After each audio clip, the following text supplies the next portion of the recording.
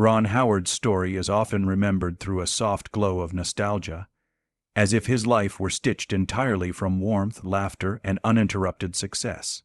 To audiences, he is forever the freckle-faced Opie Taylor from the Andy Griffith Show, and later Richie Cunningham in Happy Days, the dependable boy next door who seemed untouched by darkness.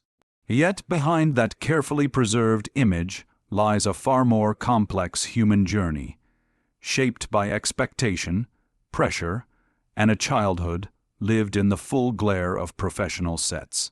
His life was not a straight ascent into greatness, but a long negotiation between identity and performance.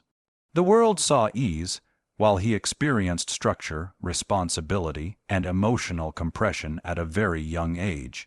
That duality, public innocence versus private discipline, became the foundation of everything he would later build as a filmmaker, shaping how he understood human fragility, resilience, and the quiet weight of being seen before one is fully formed. Childhood inside the studio machine.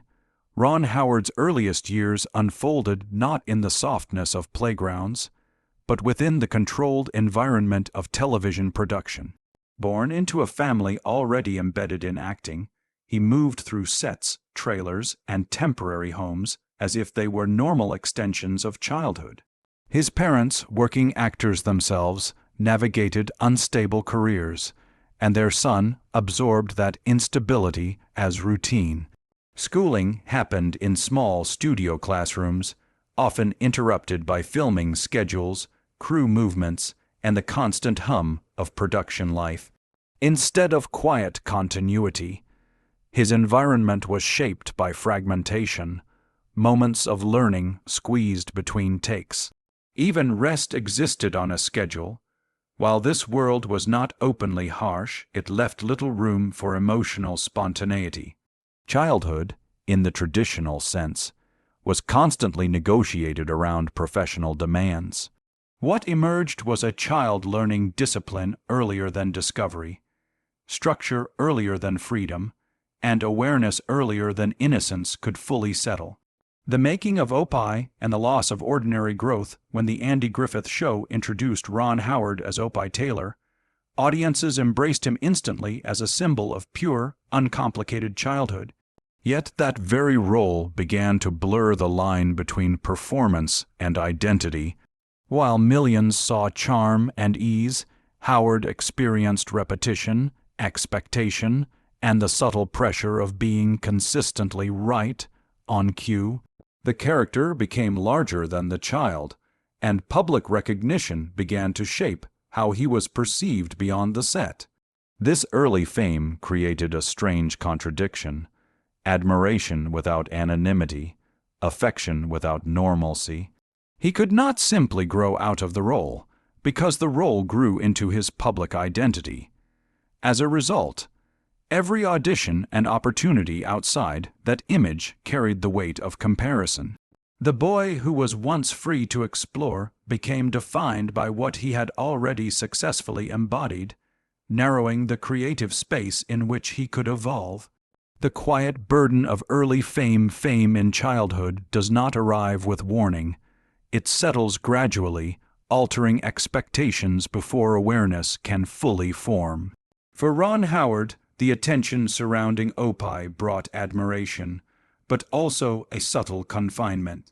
Teachers, peers, and industry professionals all carried assumptions about who he was and what he represented. Even as he tried to expand into new roles, the familiarity of his earlier success followed him like a shadow. Public recognition created distance in everyday interactions, making normal childhood experiences more complicated. There were moments of isolation, not from rejection, but from being constantly identified rather than understood. The emotional effect was not explosive but cumulative, small restrictions repeated over years shaping self-perception. He learned early that being widely known did not necessarily mean being fully seen. That realization quietly influenced his sensitivity as an artist, particularly his ability to portray characters navigating pressure beneath calm surfaces.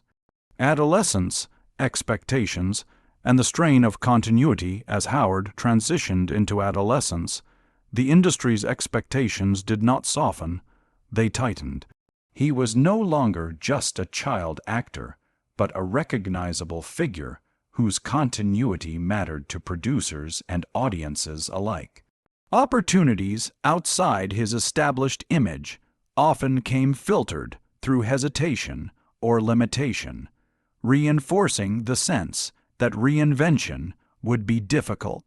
At times, the pressure manifested internally as doubt, especially when stepping into unfamiliar roles or environments where he was no longer instantly accepted.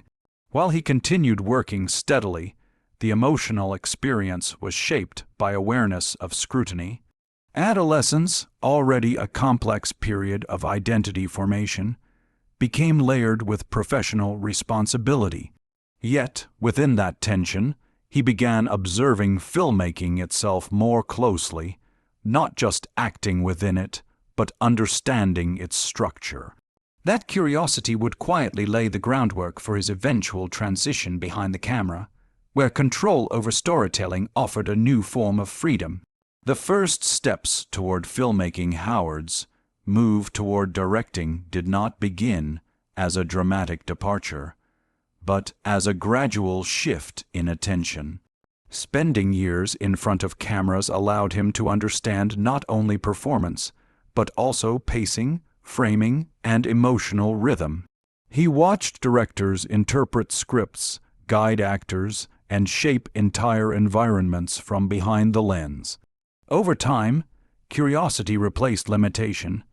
He began to see storytelling as something broader than acting, something architectural, built from collaboration and vision. Early directing opportunities were modest, but they marked a significant psychological transition, from being directed to directing others. This change offered a new relationship with creativity, one less defined by external expectations and more by internal judgment. It was not an escape from acting, but an expansion beyond it. In this shift, Howard began forming the identity that would later define his career, a filmmaker who understood performance from the inside out. From transition to recognition behind the camera as Ron Howard moved deeper into directing, his work began gaining attention for its clarity, emotional accessibility, and human-centered storytelling. Films like Apollo 13 and A Beautiful Mind showcased not just technical skill, but an ability to translate tension and vulnerability into narrative form. His direction emphasized realism over spectacle, focusing on people under pressure rather than abstract heroism. This approach resonated widely, establishing him as a filmmaker capable of balancing intimacy with scale. Success in this arena marked a new phase of his life, one where recognition came not from childhood familiarity, but from creative authorship. Yet even as accolades accumulated, the process of filmmaking remained grounded in collaboration and discipline rather than glamour. His earlier experiences in front of the camera informed his sensitivity to actors, allowing him to guide performances with empathy. In this way, his early constraints became tools for artistic expression. Acclaim, pressure, and the nature of achievement with critical and commercial success came a different kind of pressure, one tied not to identity, but to expectation of consistency. Each new project carried the weight of comparison to previous achievements. While awards and recognition affirmed his place in the industry, they also introduced a quieter challenge, sustaining creative integrity without being defined solely by past triumphs. Howard's career reflected a steady resistance to spectacle-driven filmmaking, favoring emotional coherence and character-driven storytelling. Yet success, even when deeply earned, rarely resolves internal complexity. Instead, it shifts its shape, For him, achievement became less about arrival and more about maintenance of standards, of curiosity, and of personal meaning within a demanding industry. This ongoing balance between accomplishment and expectation formed a central tension in his professional life, one that mirrored earlier experiences of public visibility and private individuality. Personal loss and the deepening of perspective beyond professional milestones, Howard's life was marked by profound personal loss, particularly the passing of his mother in 2000 and his father in 2017. These experiences were not simply biographical events, but emotional turning points that reshaped his sense of grounding.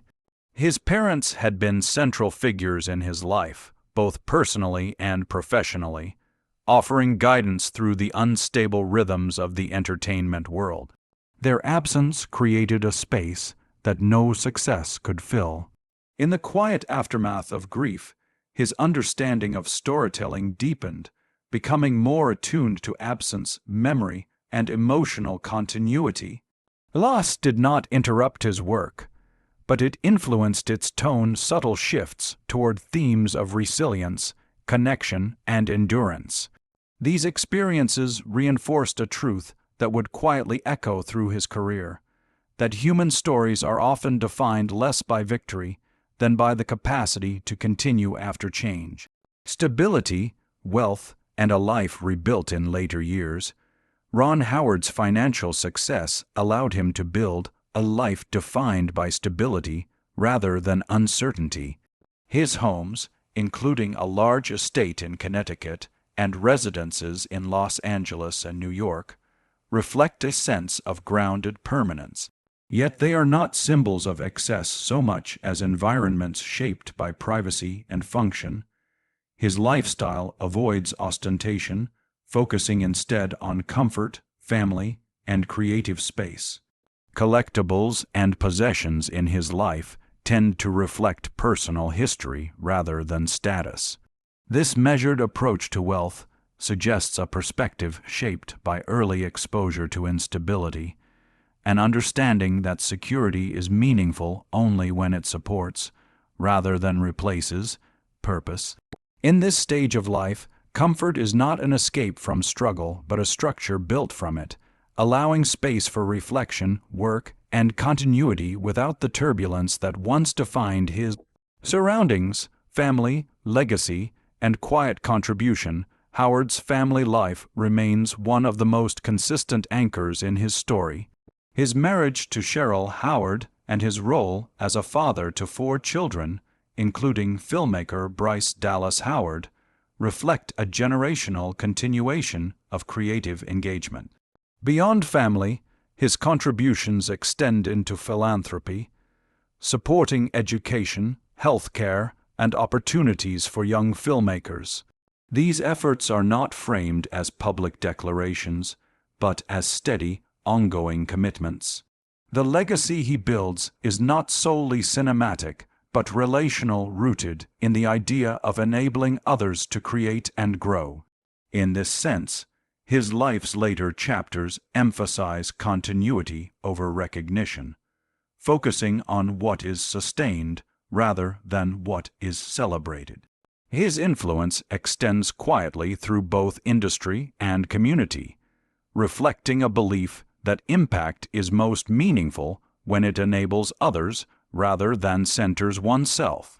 The measure of a life beyond the screen. Ron Howard's journey resists simple categorization as triumph or tragedy. It is instead a layered progression through visibility, constraint, reinvention, and reflection. From child actor to acclaimed director, his path reveals how identity is shaped not only by success, but by adaptation to changing circumstances. Fame provided recognition, but also limitation. Filmmaking provided expression, but also responsibility. Across decades, he has navigated both with steadiness rather than spectacle. His story ultimately suggests that greatness is not a single moment of arrival, but a continuous negotiation with time expectation, and personal truth. What remains most enduring is not the roles he played or the films he directed, but the persistence of perspective shaped through experience. In that sense, his life is less about legend and more about continuity, the quiet endurance of a person learning, adapting, and creating across an entire lifetime.